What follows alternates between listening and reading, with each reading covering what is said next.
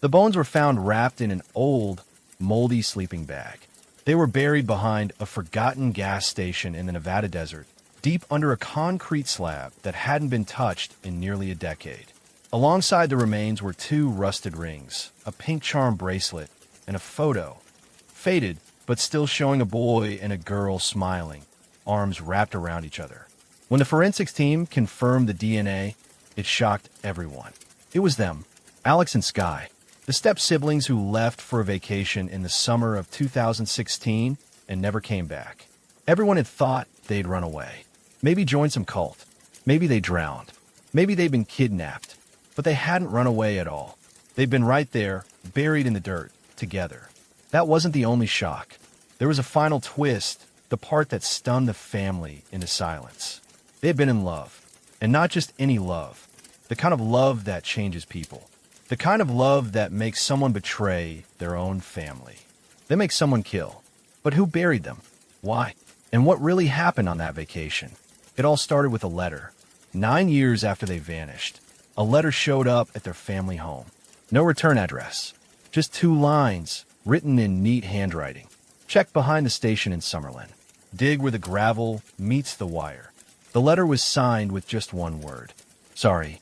Now let's go back to the beginning. To the summer of 2016, when everything seemed normal.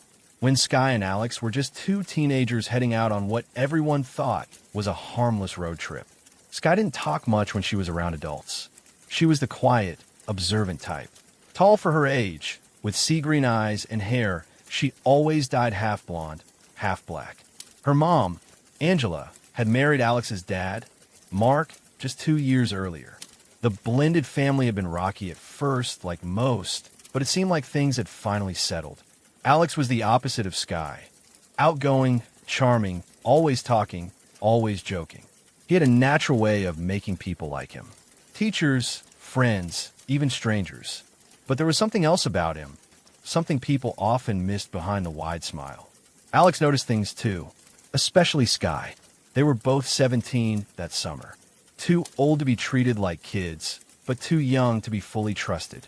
Their parents were taking a cruise to the Caribbean, something they planned for years. And Sky and Alex had been given permission to take a small trip of their own, camping and road tripping from Arizona through Nevada and into California, just the 2 of them. It was meant to be a trust test. Angela and Mark had even posted about it on Facebook, letting our teens fly on their own for a bit. Fingers crossed. Hashtag growing up fast, hashtag family love. They had no idea that would be the last photo ever posted of Alex and Sky. The morning they left was sunny. It was June 8, 2016. The car was packed, their phones were charged, and Angela had even slipped $200 into Sky's backpack, just in case. Mark handed Alex the car keys and said, "No speeding. And don't forget to check in every night." The first 3 days were normal.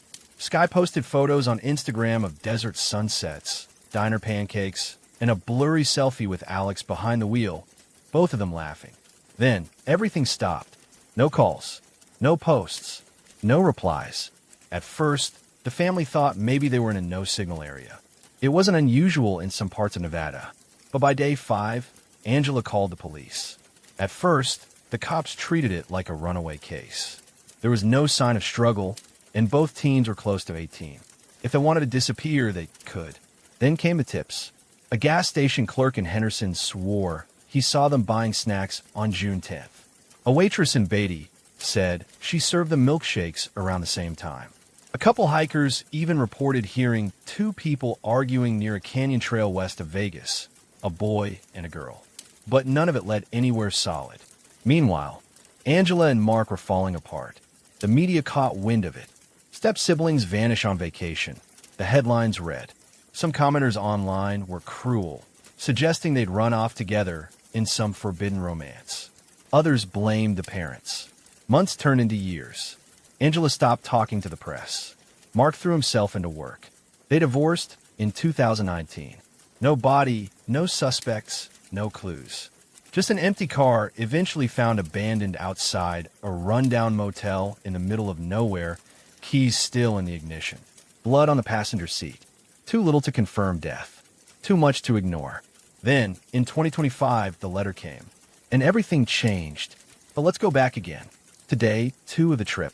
Before the silence. Before the blood. They were driving along Highway 93, Sky's boots up on the dashboard, windows down. A cassette tape played in the background. Old rock, the kind Alex loved. Sky turned her head and said, "You ever wonder what it would be like if we weren't siblings?" Alex smirked, but didn't answer. That was the kind of question Sky asked sometimes. Big, strange, dangerous ones. They stopped that night at a camping site near Cathedral Gorge. It was quiet. Too quiet. The kind of silence where you hear your own heart beating. Later, under the stars, they shared a tent. That wasn't weird. They always had when camping before. But that night was different. Alex told Sky something he hadn't told anyone. "I got the scholarship," he said. "Full ride to Stanford." Sky stared at him, wide-eyed. "Why didn't you say?" "Because I'm not going," he said. "What? What?" He looked at her, eyes soft. "You know why." She didn't answer. But she knew. The next day, things shifted. Sky became distant. She didn't eat breakfast. Didn't talk much. Alex kept glancing at her when he thought she wasn't looking. Later, at a gas station in a tiny town near Summerlin, something happened. While Alex was pumping gas, Sky went inside to buy water. The cashier, a middle-aged man with gray hair and a limp, stared at her longer than necessary. "You and that boy in the car?" he asked. Sky hesitated, then nodded. "You be careful out here," he said. "These roads eat people." She left without replying.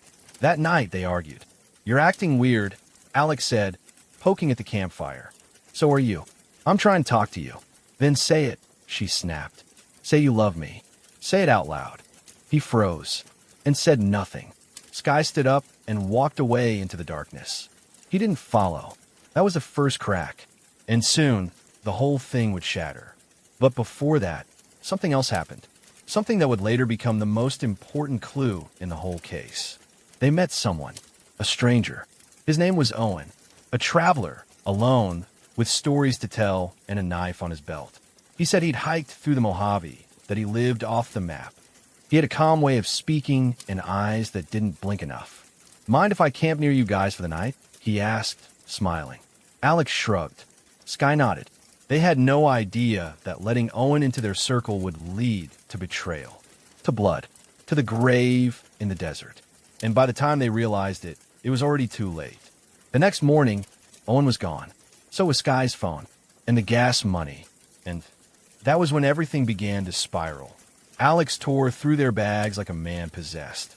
The flashlight beam bounced around the inside of the tent, making their shadows twitch on the nylon walls like ghosts. He took it.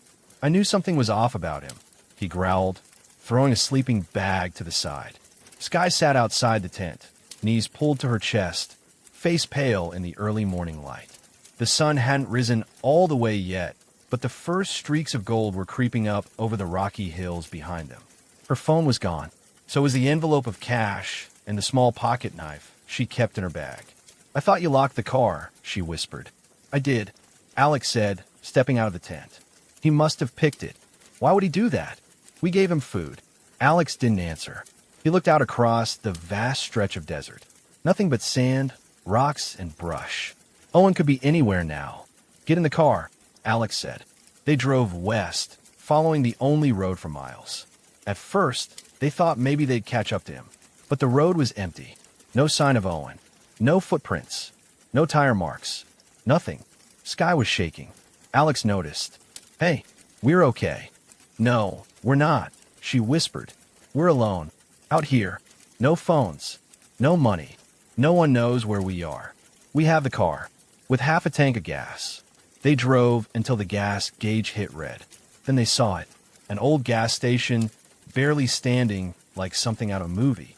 A weathered sign read, "Toby's Fuel and Fix, EST 1973. It looked abandoned, but when they pulled in, a bell rang as their tires rolled over a rubber hose. An old man came out of the shack, wiping his hands with a greasy rag. His name Tag, said Earl. "Need gas?" he asked, squinting. Alex got out. "Yeah, long night." Earl nodded and shuffled to the pump. It wheezed and clanked as it started up. Sky didn't get out of the car. Alex kept glancing back at her. "You kids camping?" Earl asked, slow and friendly. Yeah, just out seeing some sights. Someone stole our stuff last night, though. Earl didn't respond, just kept pumping. Finally, he said, saw someone out here earlier. About 2 hours back. Scruffy guy. Backpack. Headed north. Alex's jaw tightened. That's him. Earl gave a low whistle. You won't catch him on foot. Desert eats people up. Fast. Alex paid with the last of their spare cash. 4 crumpled $20s and some change. Earl gave him a half smile as he handed back the receipt. Then he leaned in, low, almost whispering. You kids watch yourselves. Not everyone out here's just passing through. When they pulled away, Sky finally spoke. I don't think he was just talking about Owen. Alex didn't answer. They drove until they hit Summerlin. It was a small town, quiet, sun-bleached. Alex remembered it from a road trip years back with his dad. They found a cheap motel and paid for one night with a credit card their parents didn't know they had. They were exhausted, hungry, dirty, but something had changed between them. Something was open now, exposed. Alex sat on the edge of the bed, elbows on his knees. Sky stood by the window, looking out at the parking lot. We should call them, she said. Our parents. Alex shook his head. What do we even say? Hey, we're fine. We just lost everything and let some weirdo rob us. They'll shut the trip down. Make us come home. Sky turned slowly to face him. You think they'd care more about the trip than about us being safe? No, he said. But I do. Silence. Then she sat down next to him, close enough that he could smell her shampoo. Apple and smoke. I know why you're really not going to Stanford, she said. Alex's head turned. It's not just about me, she continued. You're scared. Scared that if you leave, things won't ever go back to the way they were. Maybe, he said. Or maybe I just don't want to leave someone behind. Sky stared at him. Her voice was small. You're not supposed to feel like that about your sister. You're not really my sister, Alex said. We met when we were 15. Our parents got married. We didn't grow up together. We chose each other. Silence again. Then, Sky leaned forward and kissed him. It was soft, quick, like a test. But he kissed her back, and that changed everything. They didn't talk much the next day. They avoided each other's eyes, tiptoeing around what had happened. Sky went to get breakfast while Alex stayed in the room. That's when someone knocked. He opened the door. It was Owen. He was different now, less friendly, darker. I figured you'd be here, he said. Gas station guy said 2 kids passed through. Thought it might be you. Alex's heart pounded. You stole from us. Owen smirked. I borrowed. Anyway, figured you might want it back. He pulled Sky's phone from his pocket. And the knife. Alex didn't move. Why bring it back? He asked. Owen shrugged. Didn't feel right. You guys were nice. Not like most people. Thought maybe we could talk. Maybe help each other. Alex narrowed his eyes. Help. I know a place, Owen said. Off the grid. You can disappear. Start fresh. No parents. No rules. Just freedom. Alex shook his head. We're not interested. Owen leaned in. This guy kissed you, right? Alex went still. Owen's eyes glinted. You think no one sees it? I saw it from the first night. You're in love. That's your secret. And people would freak if they knew. You want to protect her? You got to get out before the world finds out. Alex slammed the door. But Owen had planted the seed. Later that night, Alex told Sky everything. They decided to leave. Not go home. Not call their parents. But to follow Owen, to see what he meant by off the grid. Maybe they were crazy. Maybe it was the stress, the fear, the high of being young and in love and terrified. But they followed him. He took them into the desert, deeper than they'd ever gone. And then they stopped at a clearing. This is it, Owen said, smiling. No signal, no people, just peace. They set up camp, built a fire. The stars came out. Alex and Sky sat close, whispering about what they'd do next. Maybe find work in a nearby town under fake names. Maybe rent a trailer. Maybe start a new life, just the two of them. Owen sat across from them, sharpening his knife. He smiled. You ever kill an animal? He asked. Sky stiffened. No. Alex shook his head. Why? Owen's voice dropped to a whisper. It's not about death. It's about control. Then, without warning, he stood up and threw the knife at a rabbit nearby. Missed. He laughed. But Alex and Sky weren't laughing. That night, while Owen slept, they whispered in the tent. He's not okay, Sky said. We need to leave. Alex agreed. While he's asleep, but as they quietly gathered their things, they heard it. A sound outside, a footstep. Then the zipper of the tent began to open. Alex reached for the flashlight. Sky grabbed the knife Owen had left. The flap opened, and Owen stood there, watching them, smiling. "I knew you'd try to run." And in his hand was a shovel. The desert was dead silent, except for the whisper of the wind and the faint creaking of the tent poles. Owen's silhouette filled the entrance, and the shovel he held gleamed faintly in the moonlight, dull but heavy. Alex stepped in front of Sky instinctively, chest rising and falling like he'd just run a marathon. Sky, kneeling behind him, gripped the small knife she'd taken from Owen's stash. Her hands trembled. Owen didn't speak. He just stood there, breathing slow, like he wasn't surprised to catch them trying to leave. His eyes were calm, too calm. "Going somewhere?" he finally asked. "We're done," Alex said. Owen tilted his head like he didn't understand English. "You think it's that easy?" he asked. "You think you can just disappear, then change your mind?" Alex didn't answer. His eyes scanned the clearing. Open, nothing to hide behind, nothing nearby. The car was parked 100 feet away, just over a slight dune. If they could reach it. "We gave you our trust," Sky said from behind Alex. "You stole from us. You watched us sleep. I protected you." Owen snapped. "I watched because I knew someone would come looking. People always do when you're stupid. I took the knife because I didn't want either of you doing something dumb." He stepped forward. Alex held out his arm, blocking him. "Don't." Owen stopped, then smiled that same eerie smile. "You don't understand yet. You two don't belong out there anymore. You belong here now, with me." Alex's jaw clenched. "We're not staying." Owen lowered the shovel slightly. "Then we've got a problem." For a few seconds, no one moved. Then Alex shouted, "Run." He shoved Owen hard and grabbed Sky's hand. She bolted with him, kicking up sand as they sprinted toward the car. Behind them, Owen roared, tripping over the tent flap as he tried to chase them. They didn't look back. Sky reached the passenger side first. Alex fumbled with the keys, his hands slick with sweat. Owen was gaining. Fast. He reached them just as Alex turned the ignition. The car sputtered, then roared to life. Owen slammed the shovel against the driver's window, spiderwebbing the glass. Sky screamed. Alex hit the gas. The car lurched forward, flinging Owen to the ground. They tore down the dirt road, headlights bouncing over rocks and sand. The wind howled through the cracks in the windows. They drove for nearly an hour without speaking. Finally, when they reached the edge of Summerlin, Alex pulled over, hands still trembling on the wheel. His lip was bleeding from where the glass had cut him. Sky had a bruise on her shoulder from where she'd hit the door. They sat in silence, breathing hard. Then Sky spoke. "We almost died." Alex nodded, eyes still wide. They spent the night in the car, parked behind an abandoned diner. The next morning, they found a payphone outside a truck stop. Sky picked up the receiver and stared at it for a long time. "I can't," she said.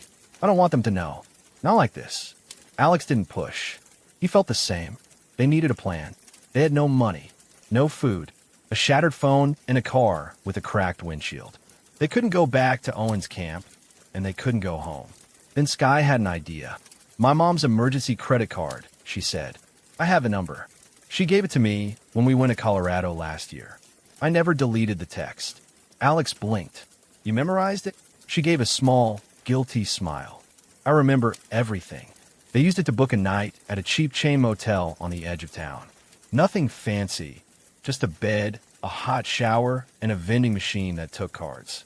While Sky showered, Alex sat on the floor and stared at the crack running down the motel mirror. Something inside him felt fractured too. Everything was spiraling and fast. That night, they lay in bed together, fully clothed, just staring at the ceiling. "Do you regret it?" Sky asked. Alex turned to look at her. "What?" "The kiss." He didn't answer right away. "No," he said. "Do you?" She shook her head, then whispered, "I think I've loved you since the first week we met." "I know." He reached over and took her hand. But the peace didn't last. Around 2 a.m., the fire alarm in the motel went off. Alex jumped up disoriented. Sky was already on her feet. They opened the door and froze.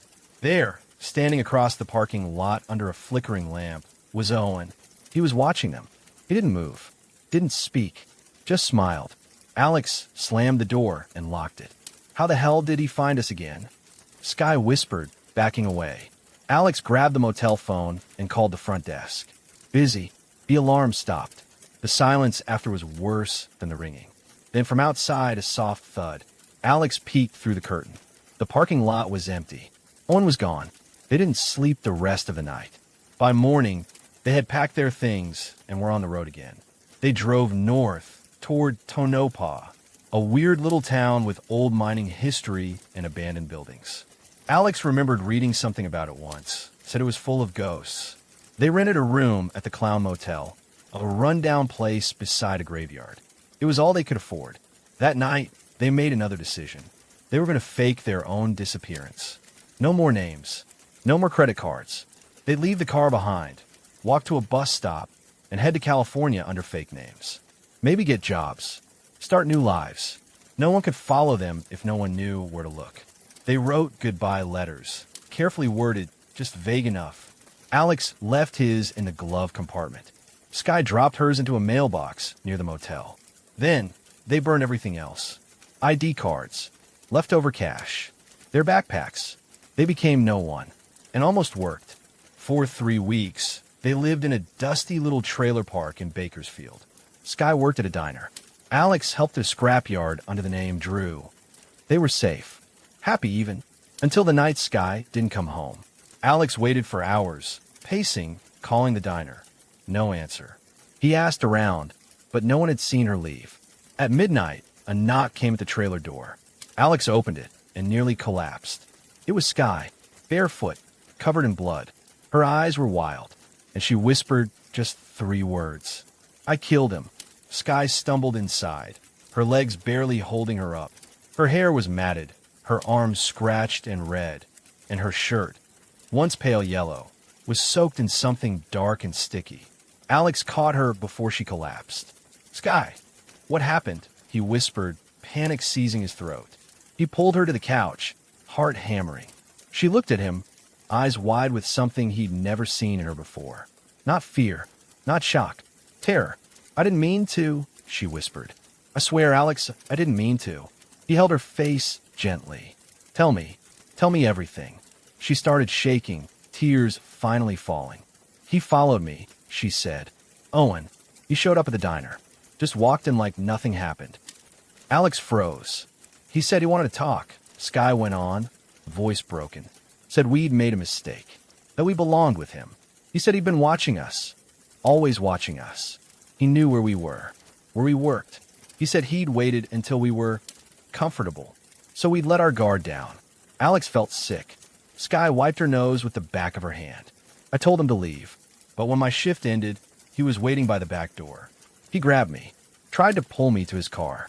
She paused, trembling. I stabbed him. Alex blinked. With what? My keys, the one with the sharp edge. And then I hit him with a pipe I found near the dumpster. She swallowed. He fell, didn't move. I think I broke his head open.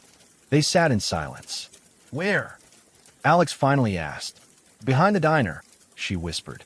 By the loading dock. No one was there. No one saw. Alex stood and began pacing. We need to check. Make sure he's... He paused. Gone. Sky looked at him, horrified. You want to go back? We have to, Alex. 15 minutes later, they were in Alex's truck, driving through the silent streets of Bakersfield. It was past 2 a.m. Sky sat curled in the passenger seat, wrapped in a towel, her eyes glazed. They reached the back of the diner. The lot was dark, the alley behind it empty. Alex stepped out slowly, heart pounding. The gravel crunched under his shoes. Sky stayed in the car, watching through the windshield. He rounded the corner. There was blood on the ground. A lot of it, but no body. Just a smear, like something had been dragged. He looked around wildly. Then something caught his eye. A piece of torn fabric caught on a chain-link fence. Dark blue. The same jacket Owen had been wearing in Summerlin. Alex ran back to the car. He's gone. Sky stared at him. Are you sure? There's blood. A trail. But the body isn't there anymore. She closed her eyes. Then he's alive. Alex didn't answer. But he knew. They were in more danger now than ever before. They left Bakersfield that night, left the trailer, the jobs, the names, everything, and they didn't look back. They headed north, into the forests of Northern California. They found work on a marijuana farm near Mount Shasta. Off the books, cash only. The workers didn't ask questions. As long as you did your job and didn't steal, you could stay. They used new names, Cole and River. For a while it worked. The trees gave them shelter. The fog gave them cover. They shared a tiny cabin, slept side by side, worked long days harvesting in the fields. No phones, no internet. They laughed again. Sky's nightmares started to fade. Alex stopped waking up in cold sweats. For the first time in months, they felt like people again, not fugitives. But even peace can feel like a lie when you know someone out there still remembers your name. One night, while they were walking through the trees back to their cabin, they saw it. A mark carved into a tree. A symbol. A circle with a line through it. It hadn't been there the day before. Sky stopped cold. That's his mark. Alex looked around. Maybe someone else carved it. No, she said. He used to draw that. On rocks. On the handle of his knife. She looked at him. He's here. They ran. Back to the cabin. Alex grabbed their duffel bags. Still packed. Always packed. But it was too late. The door creaked open behind them. And there he was. Owen. Pale. Thin. Scar over his forehead from where she'd hit him. But alive. Miss me? He asked, stepping inside. Sky backed away. Ow. Alex choked. Owen smiled. You left blood on the alley wall. You left your trail like always. You can't hide from someone who's made you his home. He stepped closer. I forgave you, he said, his voice soft. Even after what you did to me. Alex moved in front of Sky again, trembling. Owen pulled something from his coat. Not a knife. A phone. He tossed it onto the bed. Already called someone, he said. Told them everything. They'll be here soon. Maybe they'll take me in. Say I survived your little attack. That I was the victim. Who do you think they'll believe? The messed up step-siblings who ran away and changed names? Or the man who crawled out of the ground they left him in? Alex clenched his fists. You won't win. Owen smiled wider. I already have. You don't belong anywhere now. Not with your family. Not with the law. Not with each other. He turned to Sky. And you, he whispered. You loved me once. Even if you didn't say it. Sky's hands trembled. No, she whispered. I pitied you. That broke something in Owen's face. He lunged. But this time she was ready. She grabbed the heavy oil lamp from the nightstand and swung hard. It smashed into Owen's face with a sickening crack. He went down. Hard. This time, he didn't get back up. Alex rushed to her side, pulling her away, heart slamming. Blood pooled beneath Owen's head, soaking into the wooden floor. They stared at him. And then, slowly, Alex turned. We have to bury him. Sky nodded. This time, there would be no trail. No clues. No mistakes. They wrapped him in a sleeping bag, waited until dawn. Then they carried him deep into the woods, beyond the farm's edge, where no one ever walked. They dug for hours, until their hands bled. Then they buried him, covered the grave with rocks, and disappeared. Again, but the damage was already done. They didn't know someone had followed them into the woods that night. Someone had seen. Someone who would one day send a letter. A letter that would arrive 9 years later. The one that read, check behind the station in Summerlin. Dig where the gravel meets the wire. It was supposed to be over. After Owen's second death, the real one, this time, Alex and Sky went deeper than ever before. They cut through the back roads of Oregon and into the coastal fog towns where no one cared who you were or where you came from.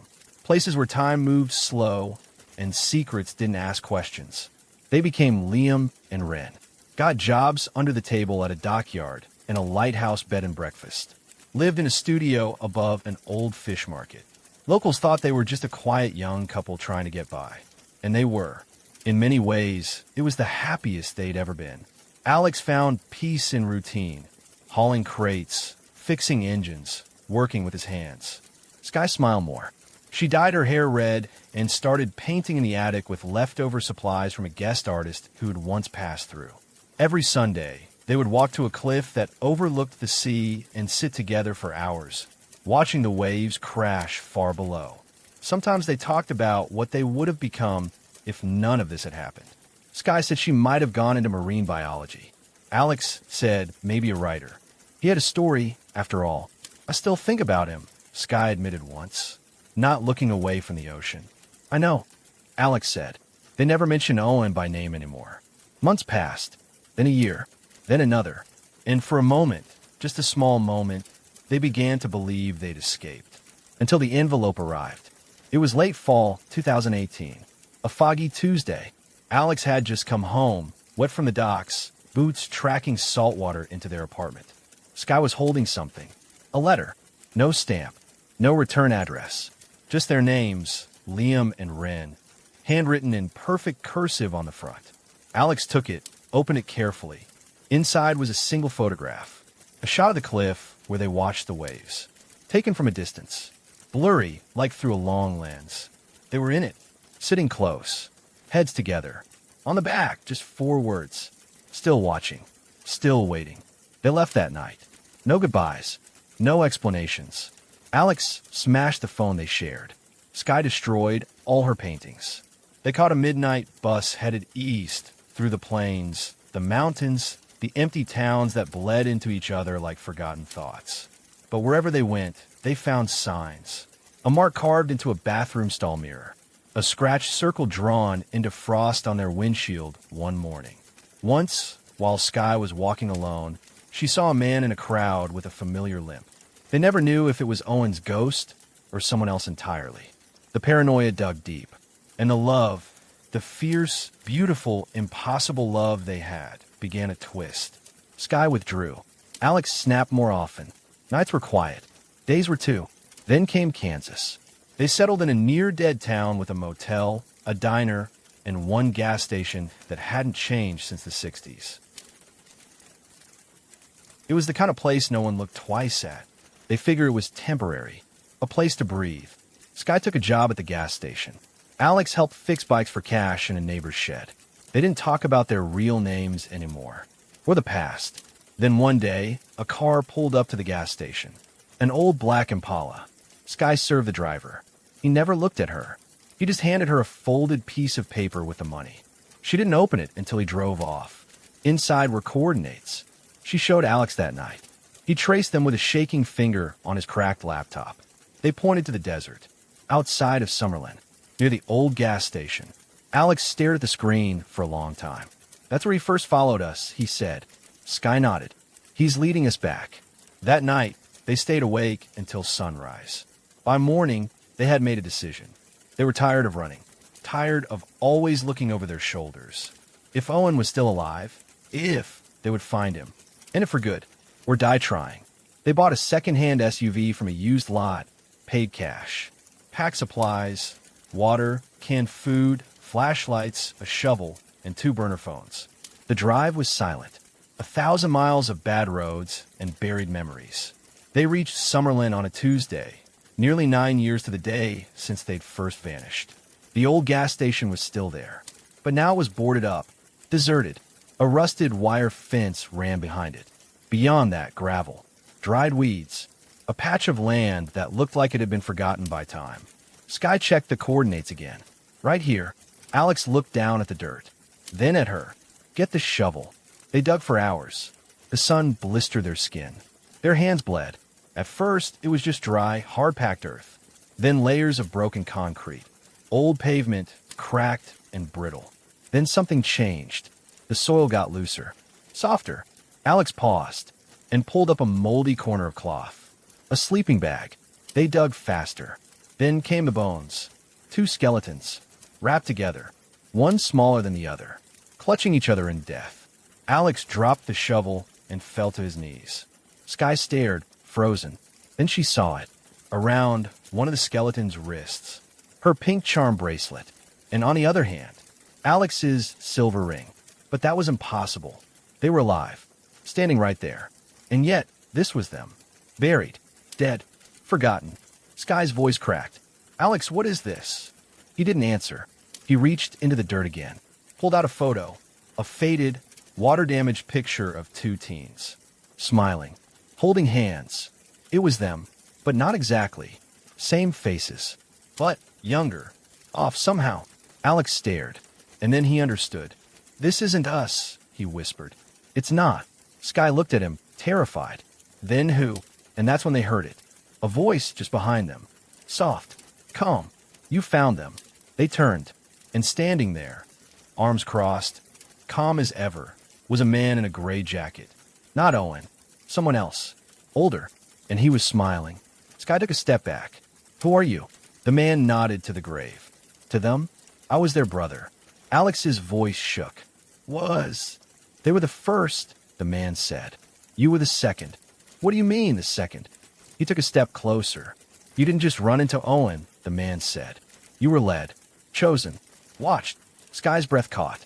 Chosen for what? He smiled wider. For the pattern. Then he reached into his coat and pulled out something sharp. The blade glinted under the sun. A thin, surgical-looking thing, clean and cold, like something from a hospital tray. Sky stumbled backward, tripping over a mound of dirt, while Alex moved in front of her, fists clenched. The man, whoever he was, didn't lunge. He didn't raise the blade. He just held it there, calmly, like it was part of a ritual. What are you talking about? Alex shouted. What pattern? The man took a breath, like a teacher preparing to explain something to slow students. It began in 2007, he said.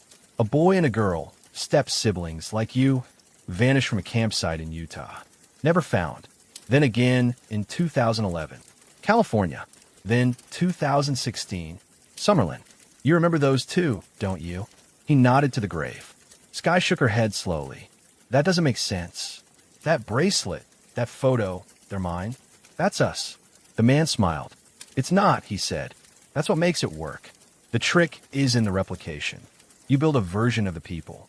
Dress them the same. Pose them the same. You match the artifacts, the bracelet, the ring, the photo. He paused. Then you bury the story. Alex's heart dropped. You're trying to fake our deaths. The man finally stepped forward, kneeling by the grave, brushing dirt from the bones like they were delicate collectibles. I already did, he said. Sky's voice was barely a whisper. What? I replaced you, the man said, turning his head to look up at them. 2 kids. Same build. Similar features. Their parents didn't care. Runaways. Homeless. Easy to find. I made them you. I buried them with your story. He nodded toward the bracelet and the photo. They became you. And in the world's eyes, you died. Together. Lost in the desert. Case closed. Alex backed away, pulling Sky with him. Why? He asked. Why would anyone do that? The man stood now, brushing his hands. Because people like a mystery, but they love a tragedy. He took a step forward. Your deaths gave your family closure. It ended the search. It gave your stepfather a reason to drink. Your mother a reason to disappear. You became the story. A perfect, haunting one. But here's the thing. He cocked his head. You ruined it. He held up a battered manila envelope. The same one from the first letter. I left this for your family because it was over. You were supposed to stay buried. But then you showed up again. Like a bad chapter someone forgot to delete. Sky's voice cracked. You sent the letter? The man smiled. Of course. I wanted to see if anyone would bite. They did. And when they dug and confirmed the DNA, well, that part was real. Alex's eyes widened. You swapped our real DNA into those bodies. The man nodded. Blood samples. Hair. Little things. You leave the right traces, and the science fills in the rest. Sky stepped forward now, hands trembling. You murdered 2 people just to fake our deaths. The man's smile vanished. No, he said. I freed you. He turned toward the horizon. Do you know what happens when you die in the eyes of the world? You stop matching. You don't pay taxes. No one tracks you. You could be anything. Go anywhere. That's what I gave you. A clean slate. He paused. And now, I'm taking it back. That's when the sound of tires crunching on gravel echoed behind them. Alex turned. A black SUV rolled to a stop near the edge of the lot. 2 men got out. No uniforms. No words. Just dark jackets and blank faces. Sky grabbed Alex's hand. We have to run. But Alex didn't move. No, he said. No more running. The man with the knife took a step forward again. You think you can stop them? I think I can bury you next to them. Alex snapped. He lunged. It happened fast. Alex tackling the man, the blade slicing through the air. They crashed in the dirt, fists flying. The man was stronger than he looked, But Alex had rage on his side. 9 years of fear, running pain. Sky grabbed a shovel and swung it. Once, twice. Alex rolled away, bleeding from his shoulder, panting. The two men from the SUV ran toward them. Go! Alex yelled. Sky hesitated, but only for a second. She grabbed his arm and pulled him toward the desert. They ran. No map, no plan, just raw instinct. Behind them, the sound of footsteps grew louder. And then shots. Cracks of gunfire echoing through the open air. Alex ducked, pulling Sky behind a dune. Split up, he gasped. We can't outrun them both together. No, Sky, please. She looked at him, then kissed him hard. Don't die. She ran left. He ran right. The footsteps split. Each of them chased. Sky dove into a gully, heart racing. She slid down into the shade of an overhang, burying herself beneath the sand and brush. Above her, footsteps paused. She held her breath. Then silence. A minute passed. Then two.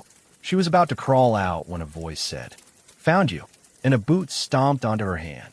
She screamed. The man reached down and dragged her out, holding her by the hair. "You always were the smart one," he said. Sky kicked, bit, clawed, but it didn't matter. The man raised his gun. Then, bang, a shot rang out, but not from his weapon. The man froze, then dropped. Behind him stood Alex, holding the fallen man's gun, his arm shaking. Sky scrambled to him, sobbing. Alex dropped the weapon. They held each other, covered in blood, shaking, silent, but alive. They knew they couldn't go back to the grave. They couldn't dig anymore, couldn't run anymore either. The truth was they were already ghosts, and maybe now they needed to live like it, somewhere far, far away. But what they didn't know, what they couldn't know, was that someone else had been watching. A third man, camera in hand, hidden behind the rocks, filming the entire thing, uploading it to a hidden folder, marked Case File 19, Step Siblings Closed. Rain fell that night. Desert rain, rare and violent. Thick drops hit the ground like small stones, turning dust into mud, carving narrow rivers through the sand. Alex and Sky didn't stop moving. They walked through the storm until their legs gave out, collapsing beneath a crooked Joshua tree just off a back road no one had driven in years. Their clothes stuck to their skin. Every muscle ached. Alex's shoulder bled sluggishly where the knife had sliced him. Sky tore part of her shirt and tied it tight around the wound. Neither spoke for a long time. Then she whispered, "We killed them." Alex didn't answer. There was nothing to say. "They would have killed us," she added, quieter this time. He finally nodded. "I know." Lightning flashed across the sky, illuminating their faces for half a second. Two broken figures, young but already haunted. It wasn't over. It had never been over. And they were starting to realize something. Maybe it never would be. By morning, they were hitchhiking. Not because it was smart, but because they had no choice. The car was still at the gas station. They couldn't risk going back. A trucker named Ray picked them up outside Searchlight. Didn't ask too many questions, just offered a thermos of coffee and a box of off-brand cereal. He had kind eyes, a tattoo of dice on his knuckles, and a photograph of two teenage boys taped to his dashboard. "They used to ride with me," he said, noticing Alex looking at the picture, "before they got too cool for their old man." "Where are they now?" Sky asked. Ray gave a quiet smile. "Wherever life spits people out, I guess." He dropped them off in a border town near California. They didn't tell him their names, just said thanks, then disappeared into the dust. They spent the next 3 weeks living in a half-burned RV at the edge of a dried-up lake. The locals called it the Bowl, a broken place full of broken people. It was perfect. Sky found a woman who paid her under the table to clean trailers and fix broken blinds. Alex worked with a guy who scavenged copper from old buildings. No one cared who they were. For a little while, things slowed down. They made rules. No phones, no names, no stories. But rules were fragile. One morning, Sky came back to the RV holding a plastic bag with 2 muffins and a prepaid flip phone. Alex stared at it like it was a weapon. "Sky, we need to know," she said. "If anything's out there, if they found the bodies, if we're being hunted again." They turned it on. No SIM, just Wi-Fi. Sky typed into a search bar. "Step siblings found buried in Nevada desert after 9 years missing." The story was everywhere. CNN, BuzzFeed, true crime subreddits, even a podcast, photos of the graves, DNA, confirmation, old Instagram selfies of Alex and Sky from 2016. Their names, their ages, a timeline of the disappearance. Theories. So many theories. A post on Reddit had nearly 15,000 comments. It was obviously murder-suicide. No doubt. They were step-siblings and probably in love. I heard they joined a cult. I live in Summerlin. There's rumors the gas station owner used to traffic kids. My uncle said they were seen in Bakersfield years ago. Cops didn't believe him. They're still alive. I swear I saw them in a Walmart last year. Sky scrolled silently. Then she froze. A new thread had been posted just the day before. Secret file number 19. The missing step-siblings were cloned.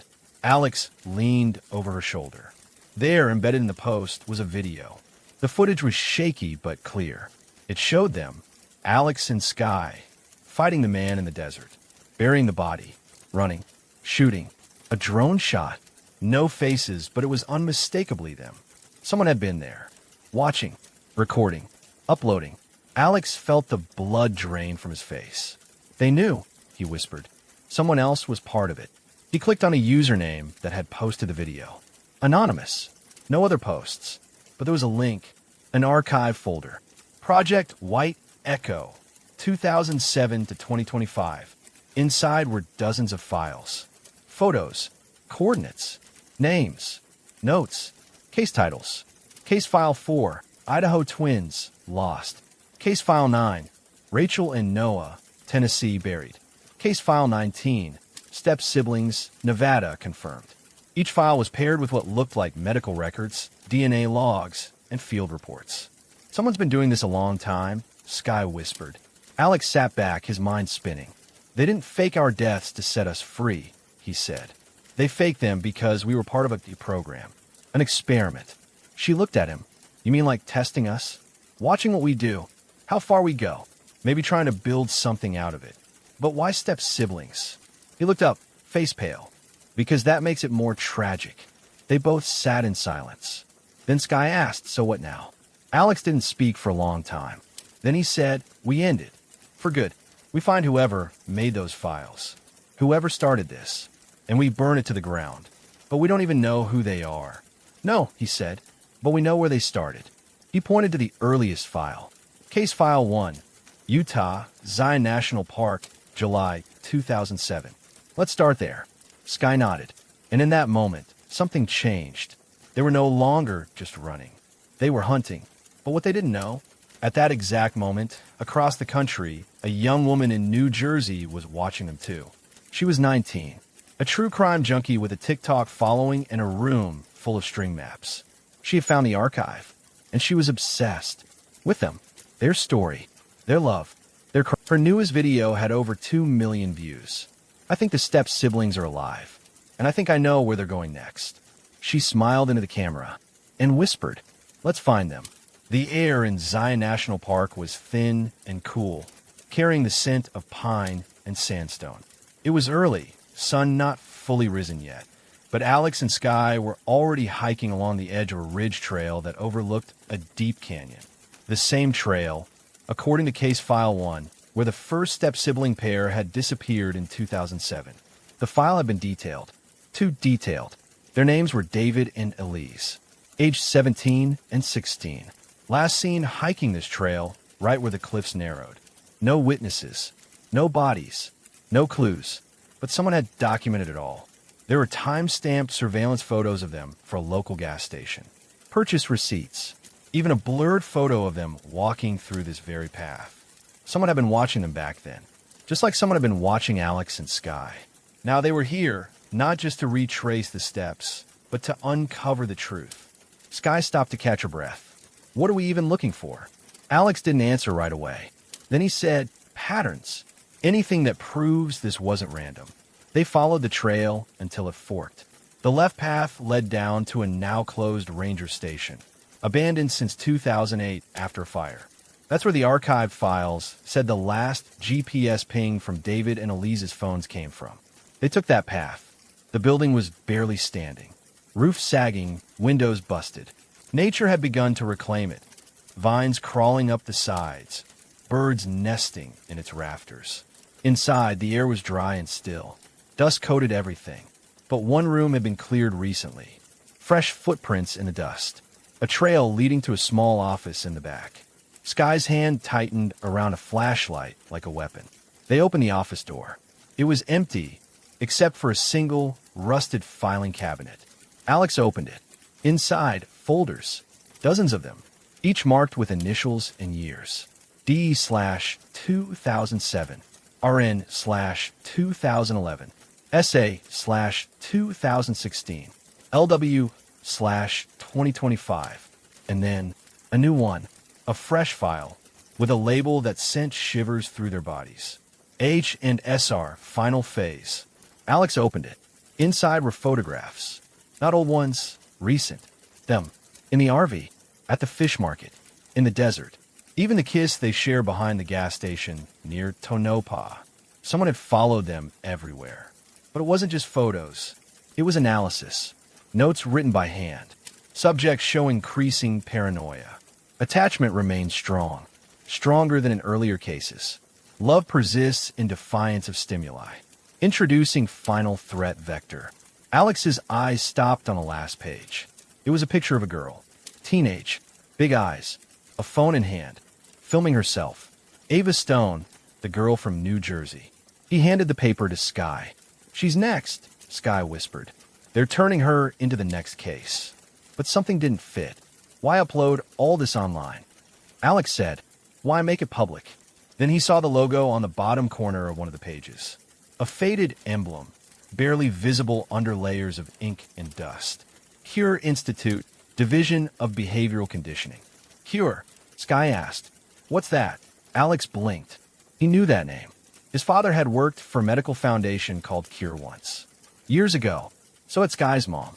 A brief contract. Clinical trials. Behavioral assessments on impulse control in adolescence. They stared at each other. "It wasn't random," Sky said. "Our parents were part of this." Alex opened another drawer. Inside, 2 vials. One labeled H, the other SR. DNA samples. "We were raised like experiments," he said slowly. "Placed in the same house. Watched. Pushed. And Owen?" Sky asked. "He was a handler," Alex said. "Just like the man with the knife. Just like the 2 in the SUV. People assigned to provoke us. Monitor us. Break us." They stood in the ruins of the office, the truth crashing down around them. All of it, the love, the chase, the graves, had been manipulated, constructed. They were lab rats in a maze designed to feel like real life. But somehow, they had done the impossible. They had loved each other anyway. They had survived. "We need to end it," Sky said. Alex nodded. They spent the next 3 days writing everything down. Every photo, every file, every confession. They scanned it, printed copies, hid them in mailboxes and storage lockers across 3 different states. Then they did one more thing. They sent a copy to Ava Stone. A warning. She was already viral now. Her videos had passed 10 million views. True crime podcasts were debating if Alex and Sky were murderers or victims. Ava was planning to travel to Zion to retrace their path. They knew she'd listen. They told her everything. They told her to stop. They told her to run. Then they vanished. No more sightings. No more photos. No more buried bones. Until 1 year later, Ava stood at a memorial stone placed by Sky's mother. It read, "In memory of Alex Hart and Sky Rivers. Lost but never forgotten. Lovers. Survivors. Family." Ava pulled out her camera, then paused. She looked over her shoulder. Someone was watching. She smiled faintly, then walked away. Far off, on a different trail, 2 hikers passed in the opposite direction. Both wore hats and sunglasses. One carried a camera. The other, a small notebook with a ring on her finger. Silver. Faded. Unmistakable. They didn't stop. They didn't turn around. They didn't need to. They'd already told the story. Now it belonged to the world. And they finally belonged to each other.